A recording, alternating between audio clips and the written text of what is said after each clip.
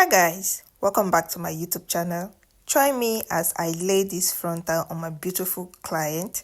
So first of all, I use the Got to Be spray to push back all her hairs that's coming through on her hairline.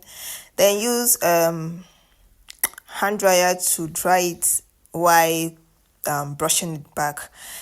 Then I'll be doing a bar cap method, so I'll use a dark shade of wig cap to install the hair. If you notice, she's fair in complexion, but then I use a dark shade for her, and I will not be shading the cap to any other color. So the brain behind this is because if you use a darker shade of wig cap, the hair will look more natural. Okay, it's just like the cap contrasting the lace color. I don't know if you're getting, most laces doesn't come in dark shades. It always comes in white shades, and no matter how you darken or put hair mousse tint spray, it will still give that white effect, most of them. So you use a very dark shade of, not very dark, a little bit darker than her color, to do the backup method. So what I did was just apply glue over her hairline and then allow it to dry, and then cut off the excess part I do not need on the cap. So I sew the cap at the back of her head so as not to pull off during the installation or when she's wearing the cap, okay? Because anything that makes the cap to pull will affect the whole installation. So after I am done cutting off the excess cap on the front of her face or the forehead, whatever it is, I now start applying the glue. The glue I'm using is the Ghost Bond glue. Okay, so after applying it directly on her hairline or where the cap stops, I will now use something that has any flat surface to now spread the glue and allow it to dry. Then apply the second coat of the glue and also spread it and allow it to dry. I ended up using up to 4 coats of this glue on her head, making sure the first one dries off before applying the second one or the next one.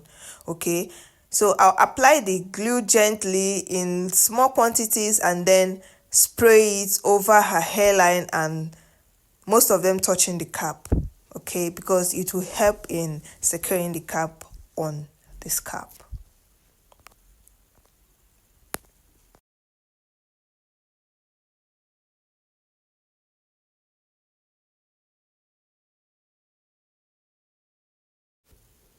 Moving forward, I will now wear the wig on her head. This is a full lace jumbo braid wig made in our store. So she came in to buy the hair and asked to install it. So I first of all use the scissors to cut out parts of the lace so that when I'm installing it, I will not have any hitch in laying the frontal on her head. So I first of all make sure that the size of the wig is perfectly laid before I move ahead to the middle. I'll make sure that the sides are, so when I put on one side of her head, I'll ask her to use her fingers to hold it down, and also make sure that the other part is well laid, and also ask her to hold it down. The cap was a little bit bigger than her head, so I had to cut off some excess part on her ear part, and then use a comb or any hard surface, anything that has any hard surface, to press down the lace on the glue so that it will glue perfectly.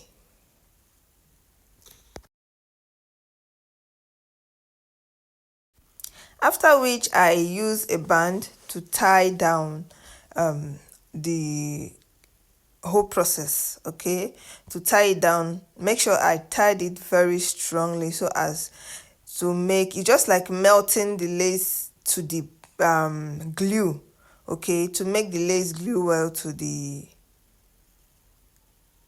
scalp or to the head. So the next thing, while waiting for the lace to glue, while waiting for everything to process, I now use a foundation to, I forgot to tell you that before I install the wig, I use my foundation that is a little also, it's also a little bit darker than her shade, to tint the lace underneath. Okay, I didn't show that on camera, so pardon me for that. So after, while waiting for the lace to set, to melt down, I use the foundation and a little brush to go through all the lines on the braids, to color them and to tint them, to make them look as natural as possible. Okay, even after I use tint to color underneath the lace, I still do this to give that natural effect. Okay, if you don't do this, there are some part of the lace on top that will not tint while you were tinting the under the lace. So you do this to make sure that everything is kept in place.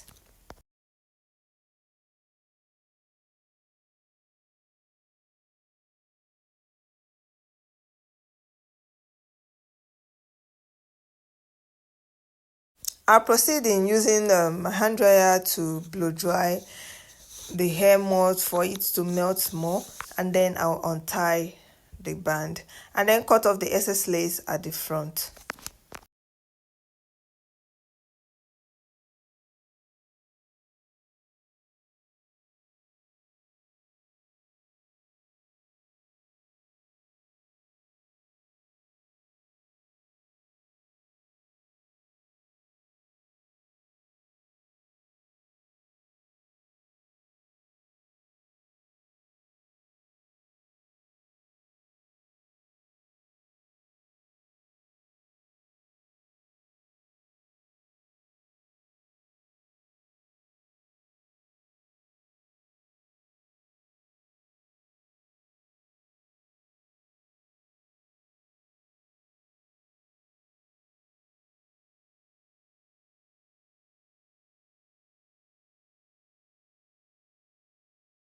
Making sure that every part of her head is well secured in the lace, I will now try pulling the lace backward to see anywhere that will come up, and then use a glue to, with a tiny part of the comb, and make sure that it doesn't exceed that part of the lace that needs to be glued down. So that's me trying to pull other parts to make sure that no other place is pulling up, and then the places that are pulling up, I will use the glue to apply on such places, allow it to dry, and then fix your laces back. Make sure that you're using the same coat you use in the first when you were using the, like I use 4 coats, and this the same step I will repeat in making sure that the laces is all glued down. And then that's me cutting off the excess lace at the back. Mind you, I didn't lay the back of the head. Okay, so for this reason she cannot pack the hair upwards, so it's just the front I did because that was what she requested. All right, and then trying to use a flat surface tool to press down the lace furthermore on her scalp.